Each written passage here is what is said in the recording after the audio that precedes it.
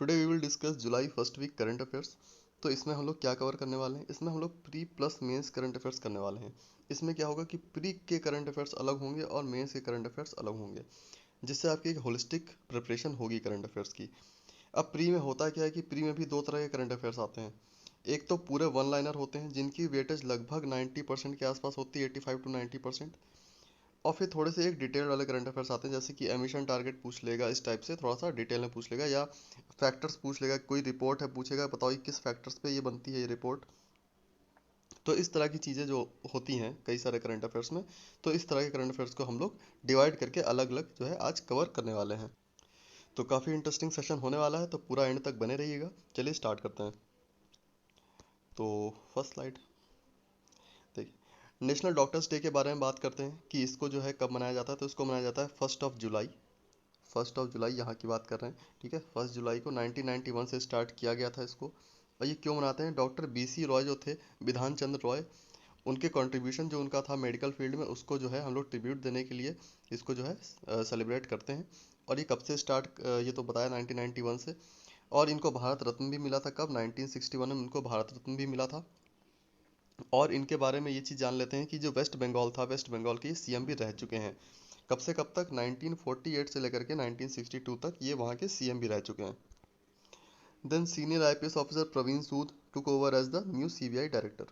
तो new CBI director appoint हुए हैं कौन, प्रवीण सूद जी।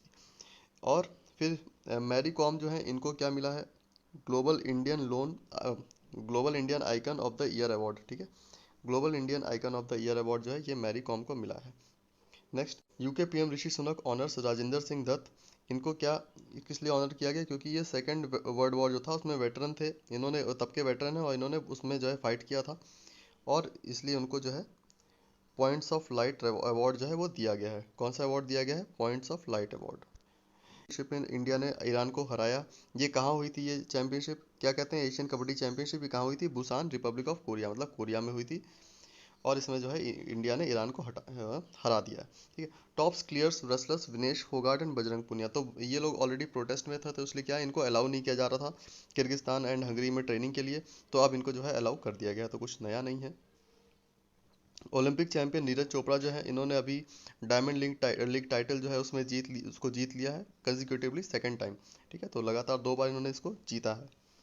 वीर देवेंद्र सिंह जो थे, ये अभी डिप्टी स्पीकर थे पंजाब विधानसभा के, फॉर्मर डिप्टी स्पीकर जो थे पंजाब विधानसभा के। तो ये अभी इनकी जो है डेथ हो गई है। तो ये पूछ सकते हैं कि ये किस फील्ड से रिलेटेड है, तो ये पॉलिटिक्स से रिलेटेड है। Next, one one tap one tree scheme जो है, ये पूछेंगे कि कहाँ से किसने लॉन्च करी है। तो ये उत्तर प्रदेश की स्कीम है। इसमें होता क्या है, इसमें जब भी कोई वाटर टैप कनेक्शन किसी भी रूरल एरिया में दिया जाता है ना, तो उसमें क्या करते हैं कि एक साथ में आपको एक सैपलिंग भी दी जाती है। उसमें आप जो मतलब एक पौधा दिया जाता है ताकि जो है एनवायरनमेंट को भी कुछ कंट्रीब्यूट किया जाए साथ में। तो एक अच्छा इनिशिएटिव है, किसका है, उत्तर प्रदेश गवर्नमेंट का है। PM Modi addresses 17th Indian cooperative congress in new Delhi. तो 17th नंबर की जो इंडियन कोऑपरेटिव कांग्रेस है वो किसने एड्रेस करी, PM मोदी ने, और कहाँ पे करी है, न्यू दिल्ली में, ठीक है। तो ये बात हो गई। इंडियन एयरफोर्स ने अभी जो है एक्सरसाइज एक कंडक्ट करी है, कौन सी, तरंग शक्ति। इसमें और भी कई सारे स्टेट, कई सारी कंट्रीज ने पार्टिसिपेट किया, जैसे कि यूनाइटेड नेशंस हो गया, यूनाइटेड किंगडम हो गया, फ्रांस हो गया, ऑस्ट्रेलिया हो गया। तो ये नहीं पूछेगा, बस ये पूछेगा कि तरंग शक्ति जो है, ये इसके बारे में थोड़ा बहुत पूछ लेगा कि ये जो है अभी किसने होस्ट करी है। तो ये किसने होस्ट करी है, इंडियन एयरफोर्स ने होस्ट करी है, ठीक है।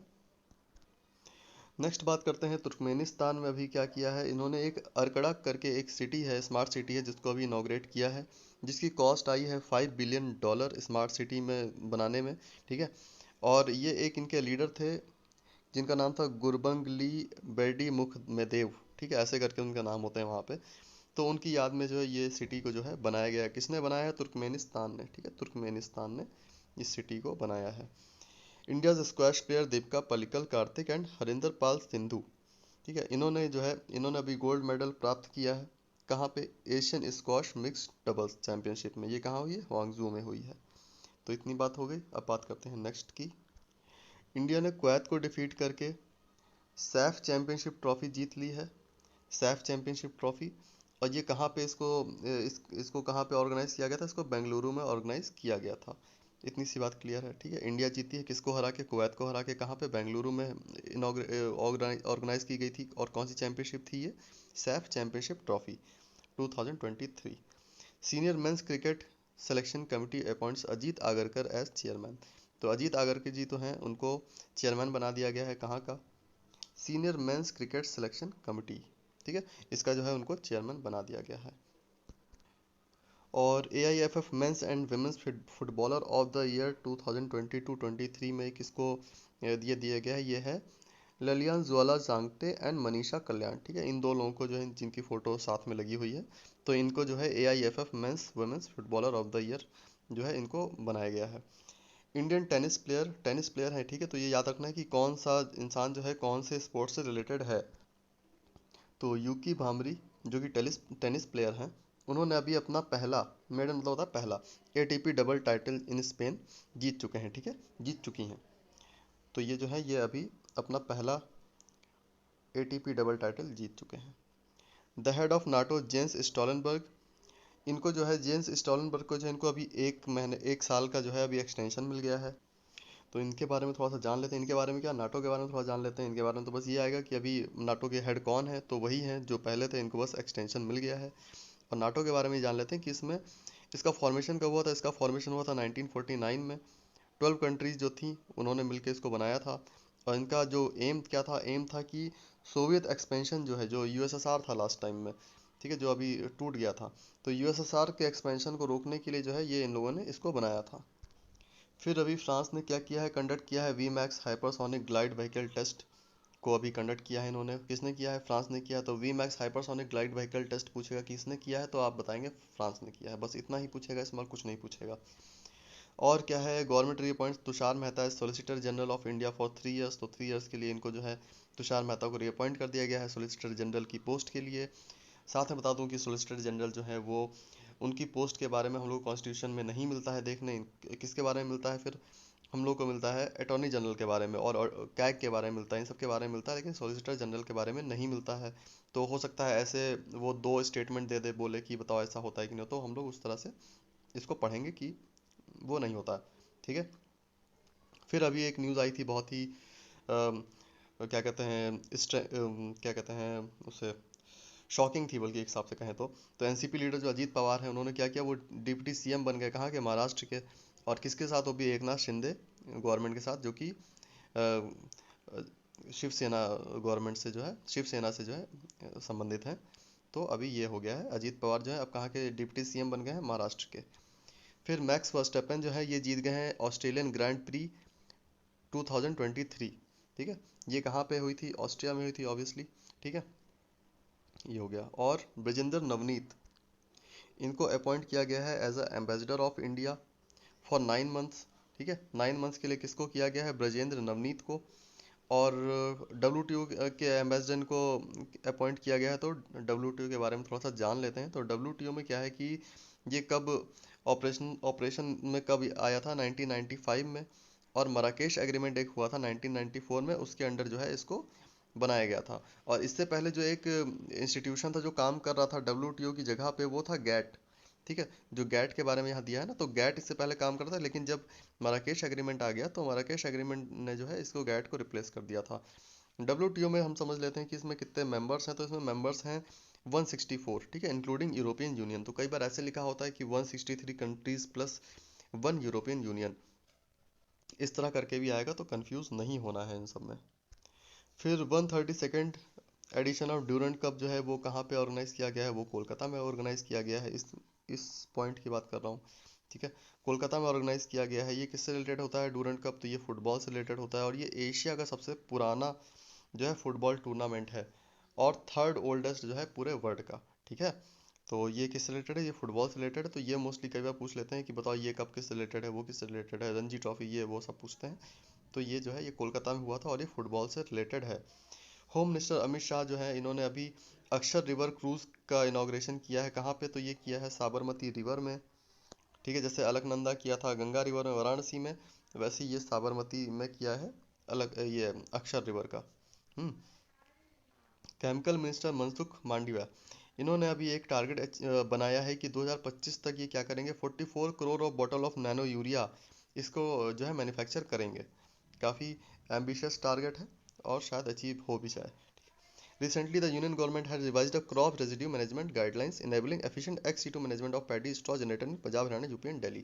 तो देखिए इसमें होता क्या है, इसमें इन्होंने क्या कहा है कि क्रॉप रेजिड्यू मैनेजमेंट गाइडलाइन जो है इन्होंने जारी करी है, और ये किसके लिए, एक्स सीटू मैनेजमेंट के लिए होती हैं।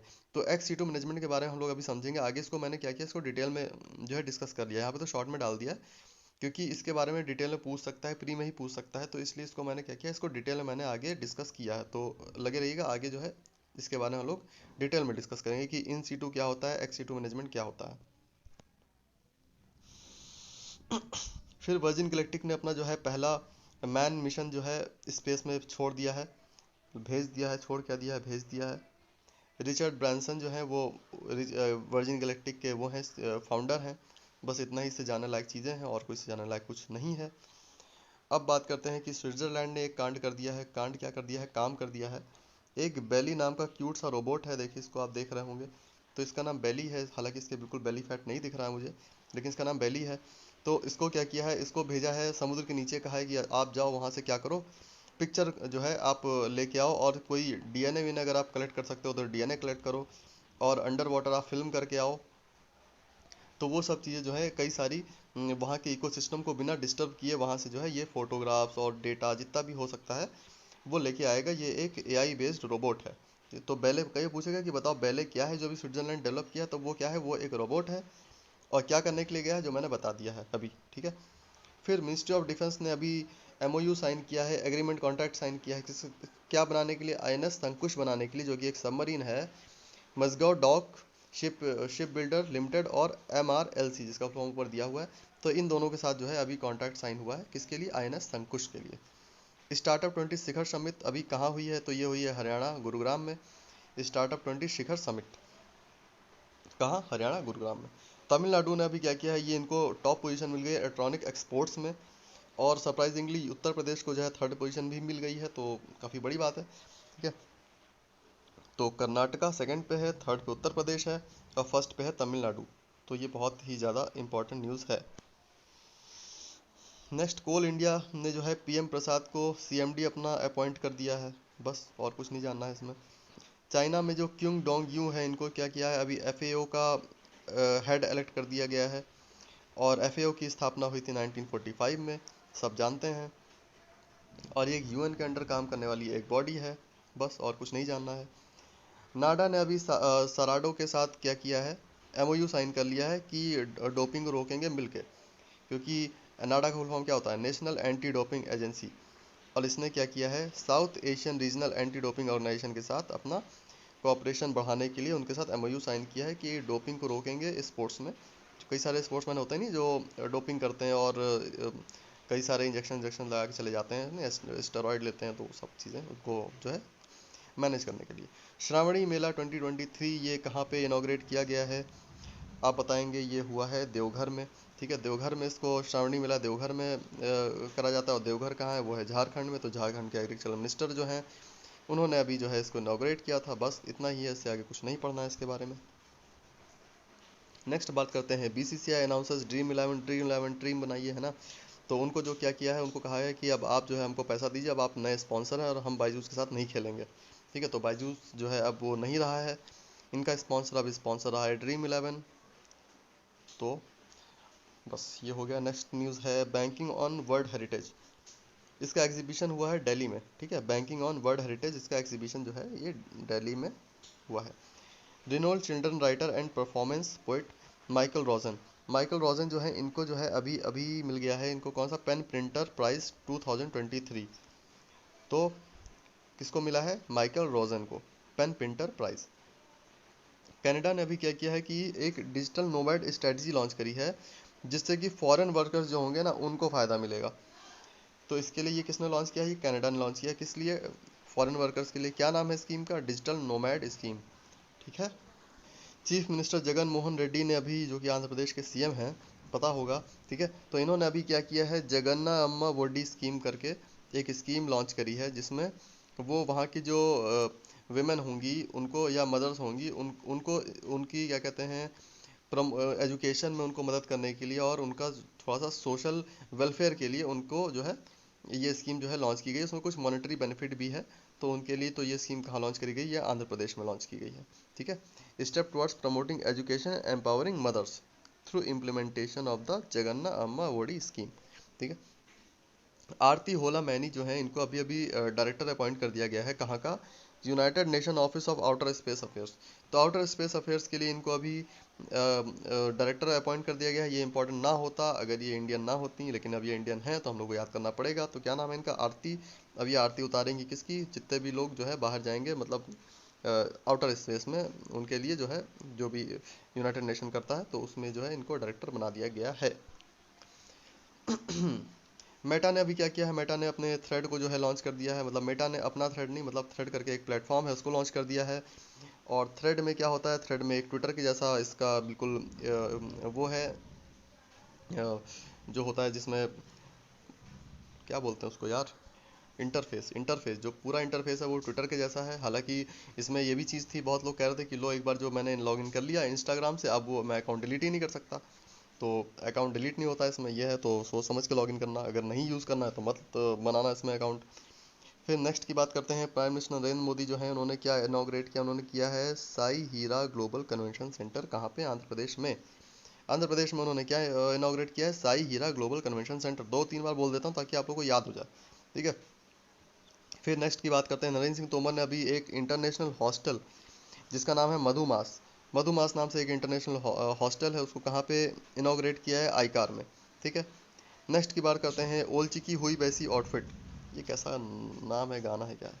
ठीक है, तो ये एक आउटफिट है, उन्होंने क्या किया, उन्होंने संताली संताली कम्युनिटी से ये बिलीव ये उससे रिलेटेड है, संताली कम्युनिटी से ये बिलोंग करते हैं। और इन्होंने कहा है कि हमारी 4 मांगे इनको आप पूरी करो, जैसे कि ऑफिशियल लैंग्वेज स्टेटस दिया जाए संथाली लैंग्वेज को। हालांकि इसको कॉन्स्टिट्यूशनल स्टेटस है, इसको ये 8th शेड्यूल में संथाली लैंग्वेज है ऑलरेडी, इंक्लूड कर ली गई थी। अब आप मुझे ये बताइए कि ये कब इंक्लूड करी गई थी, कौन से कॉन्स्टिट्यूशनल अमेंडमेंट में इसको इंक्लूड किया गया था। ठीक है, ये आप कमेंट करके बताएंगे। और इसके आगे की बात करते हैं, कहते हैं कि सेपरेट संथाली एकेडमी बनाइए आप हमारे लिए जो हमारी बुक्स हैं उन सबको आप हमारी लैंग्वेज में बनाइए, और हमारे लिए टीचर जो हैं उनको भी रिस्टोर करिए।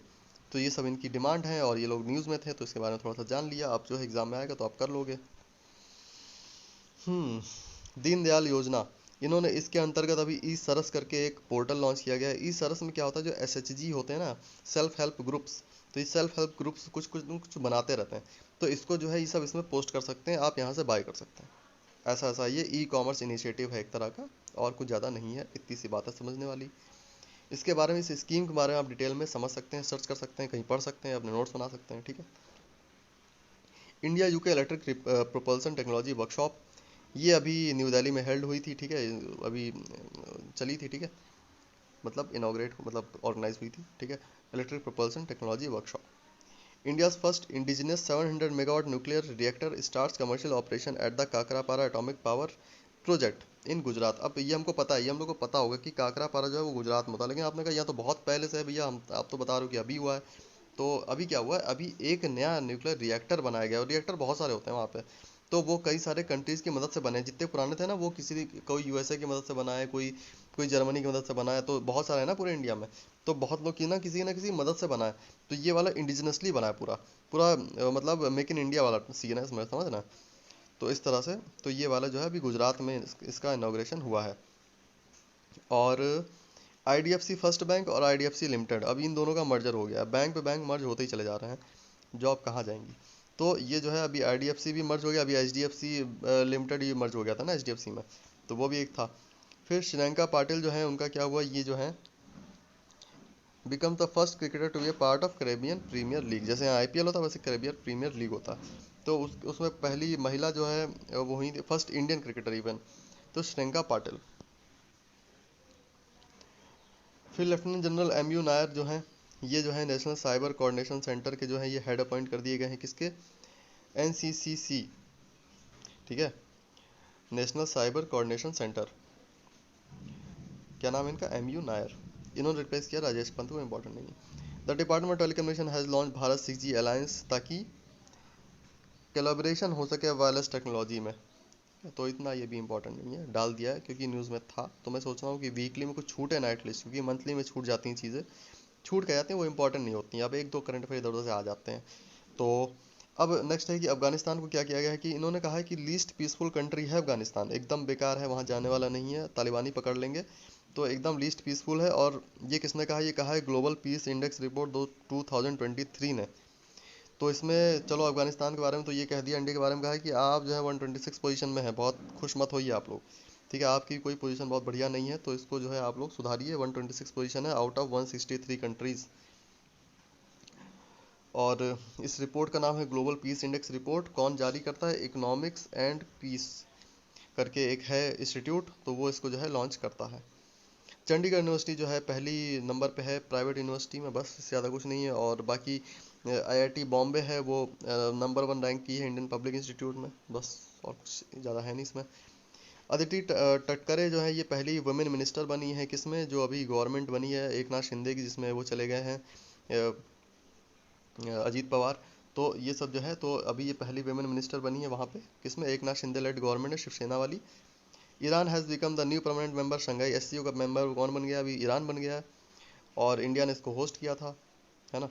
During the closing ceremony doctor चिंतन वैष्णव जो प्रेसिडेंट है स्टार्टअप 20 के, उन्होंने क्या किया? अपनी टॉर्च मशाल जो है वो ब्राज़ील को दे दी, क्योंकि अगली G20 समिट जो है ब्राज़ील होस्ट करेगा, ऐसे ही होता है ना। फिर अभी वियतनाम के मिनिस्टर आए थे ली थांग योंग लॉन्ग, बस यही याद करिए कि इनके मिनिस्टर कौन है अभी, जब भी विजिट किया था तो बस ली थांग लॉन्ग थे, और कुछ इंपॉर्टेंट नहीं। तो और अभी 1901 के बाद से सबसे गर्म, एकदम हॉट, चिल्ड नहीं, चिल्ड तो ठंडा होता है, हॉट, सबसे हॉट, सिजलिंग, हाँ, सबसे गर्म एकदम जो था वो अब यही वाला था आईएमडी के अकॉर्डिंग। 1909 के बाद 2023 वाली जो गर्मियाँ थी ना वो सबसे ज़्यादा थी।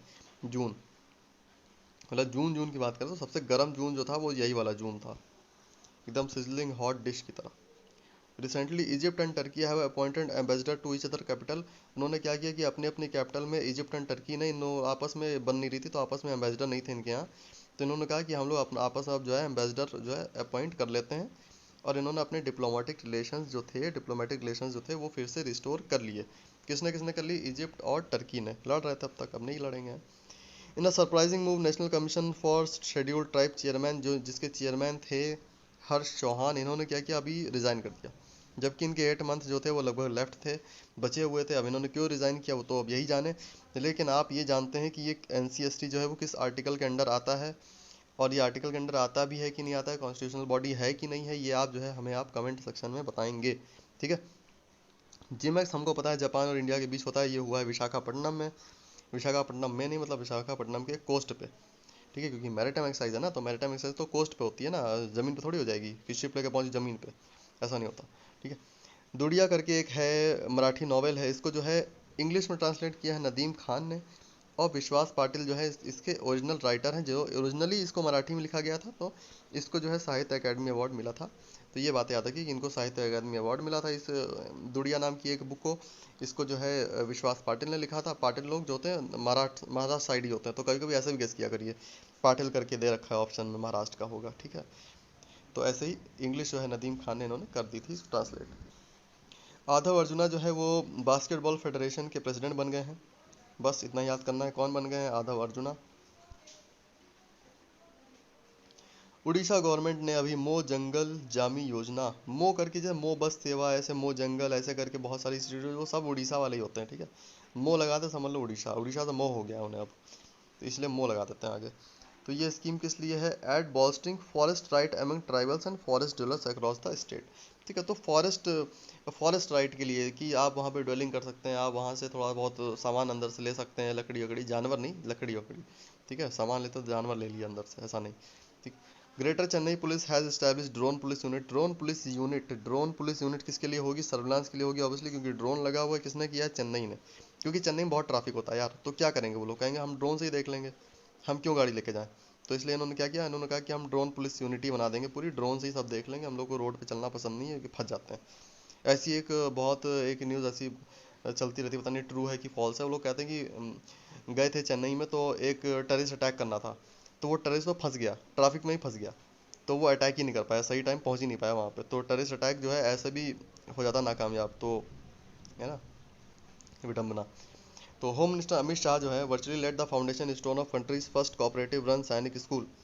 कोऑपरेटिव रन सैनिक स्कूल जो कि पहला है ऐसा, तो उसको इन्होंने मेहसाना, गुजरात के मेहसाना डिस्ट्रिक्ट में इसको इनॉग्रेट किया। किसने किया? अमित शाह ने किया है, किसी और ने नहीं किया। ठीक है, तो अमित शाह ने किया, तो ये चीज़ याद रखना है कि अमित शाह ने किया, क्योंकि अमित शाह ने किया। ठीक। Scientist from Bangladesh and Mauritius recently embarked on board India's research vessel. तो सागर निधि ने पार्टिसिपेट किया है इसमें। ठीक है, जो एक्सरसाइज बता रहा हूँ मैं, scientist from Bangladesh and Mauritius recently embarked on board India's research vessel. अच्छा, हाँ ठीक है। सागर निधि जो है ये इसी ने जॉइंट एशियन एक्सपेडिशन में सागर निधि ने जो है इसी ने पार्टिसिपेट किया है। बैंक ऑफ इंडिया ने अभी क्या किया है? महिला सम्मान सेविंग सर्टिफिकेट जारी करना शुरू कर दिया, और ये ऐसा पहला बैंक है। ठीक है, कौन है? Bank of India. बोई, बोई लिखा रहता है ना, BOI। Prime minister recently pitched for sharing India's AI based language platform, जिसका नाम है भाषिणी। भाषिणी में क्या होता है कि ये लोग जितनी भी लैंग्वेज होती है ना, फॉरेन से लोग आ रहे हैं, फॉरेन डिप्लोमेट आ रहे हैं, अब उनकी भाषा समझ ही नहीं पा रहे हैं, तो उसके लिए एक AI बेस्ड जो है एक ट्रांसलेशन प्लेटफॉर्म जारी कर दिया, बना दिया गया है, जिसको कहते हैं भाषिणी। ठीक है, सुमधुर भाषिणी है ना, वैसी वाला Bhashini. National mineral development NMDC को जो है इसको 2 प्राइज मिले हैं, जिनका नाम है मिनरल डेवलपमेंट अवार्ड और employer brand of the year award. किसको मिला है? NMDC को मिला है, बस यही मिला। और क्या है? किसने दिया? एसोचैम ने दिया, एसोचैम ने दिया है। और किसको दिया? NMDC को दिया, नेशनल मिनरल डेवलपमेंट कॉर्पोरेशन। ठीक है।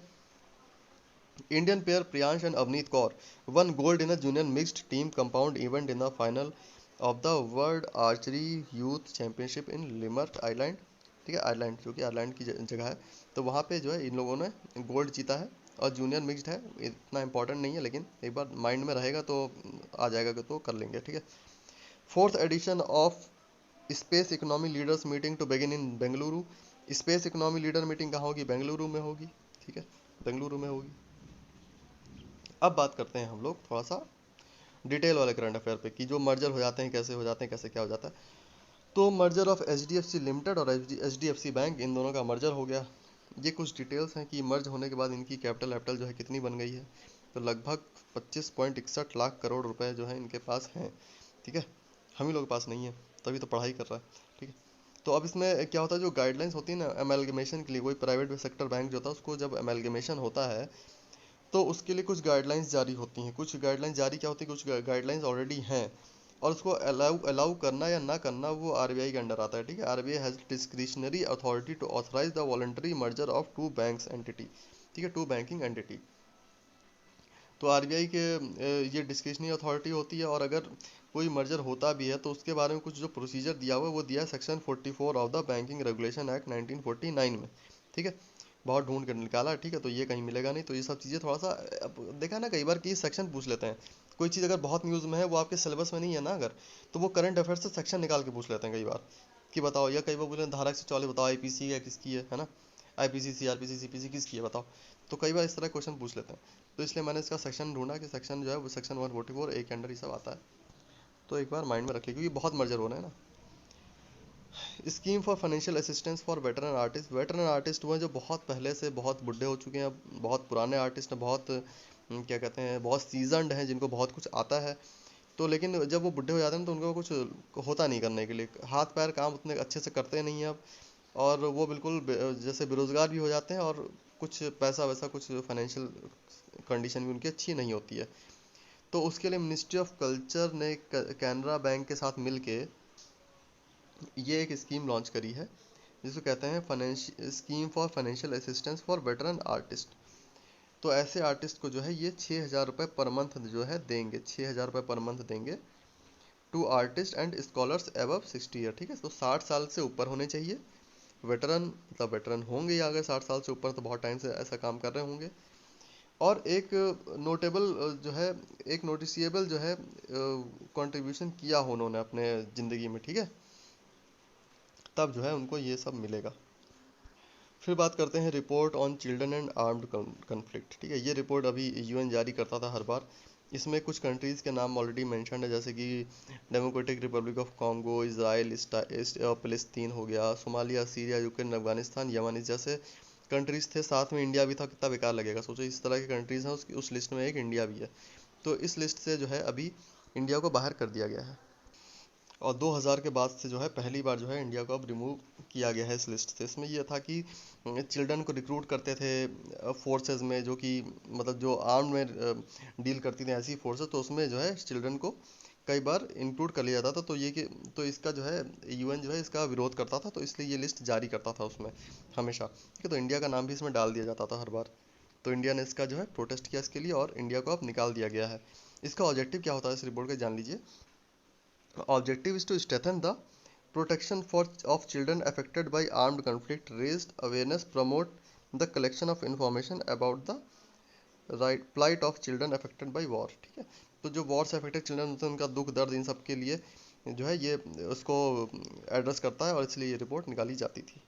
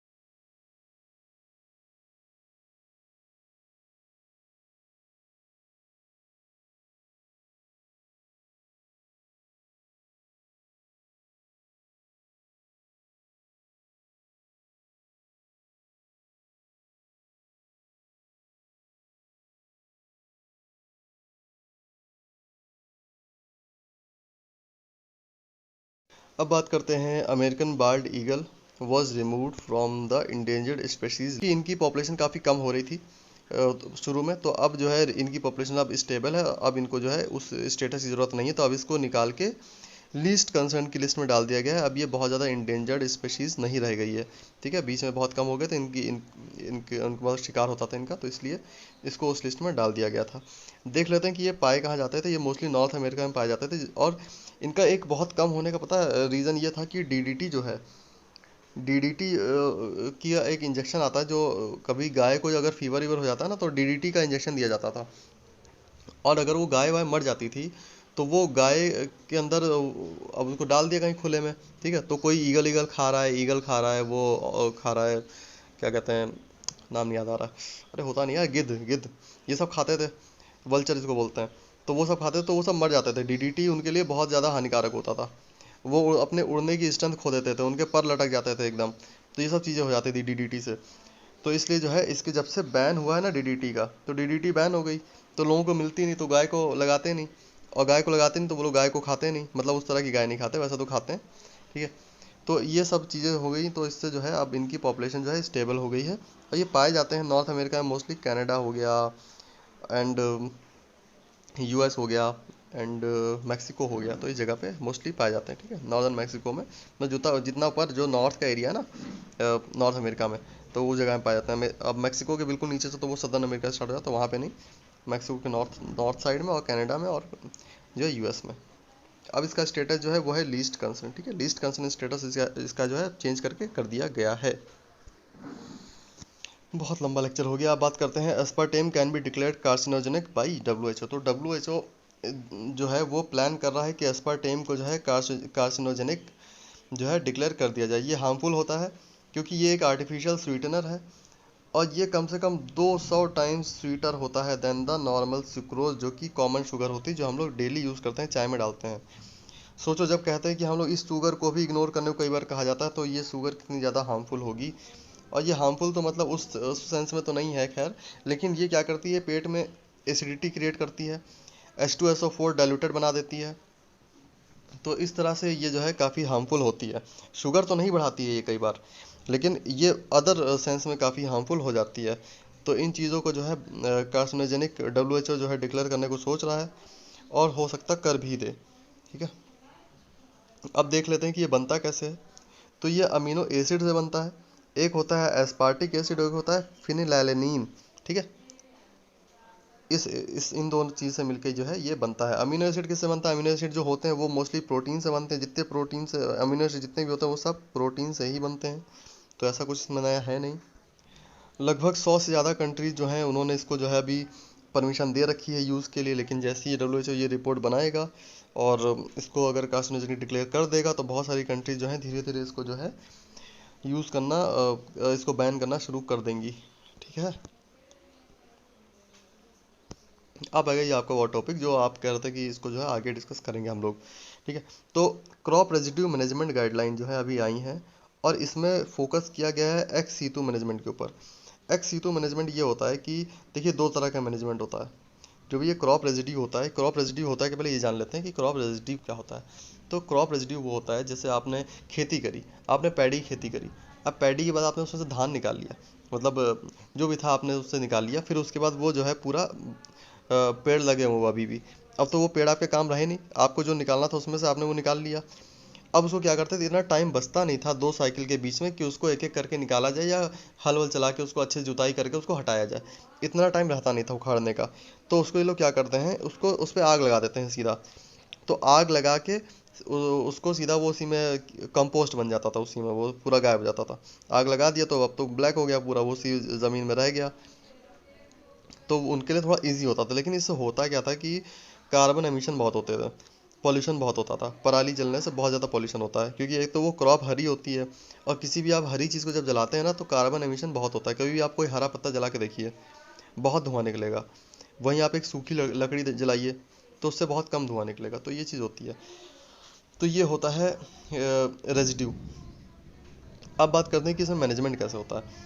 एक होता है ex situ management. Ex situ ये होता है कि आपने जो भी जिस चीज़ का भी आपको मैनेजमेंट करना है, जैसे कि ये इसकी पराली की बात करते हैं, यहाँ तो पराली की बात हो रही है, तो पराली का वो मैनेजमेंट करना है। अगर XC2 करना है मतलब आपने खेत से पराली निकाल के कहीं और उससे कुछ आप बना रहे हो, कोई भी थर्ड चीज़ जो है आप उससे बना रहे हो, ठीक है।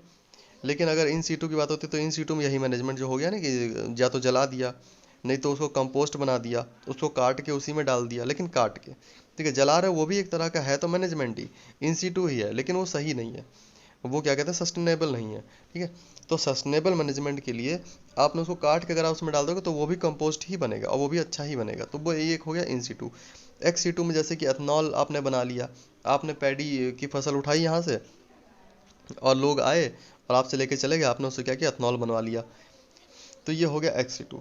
तो इसी अब जैसे आप एथनॉल बना रहे हो, एथनॉल का मैं एग्जांपल दे रहा हूँ और भी बहुत सारे चीज़ें इससे बन जाती हैं, ठीक है। मैं अभी एथनॉल का एग्जांपल लेकर ही पूरी चीज़ समझाऊंगा आपको। जैसे एथनॉल आप बना रहे हो तो एथनॉल के लिए आपको एक एक कोई मशीन चाहिए होगी, तो ये मशीन का खरीदने का कॉस्ट आएगा कुछ। तो ये मशीन खरीदने का कॉस्ट, मान ली हम आप किसान हो, मैं इंसान हूँ कोई, मतलब आप भी इंसान हो, ठीक है।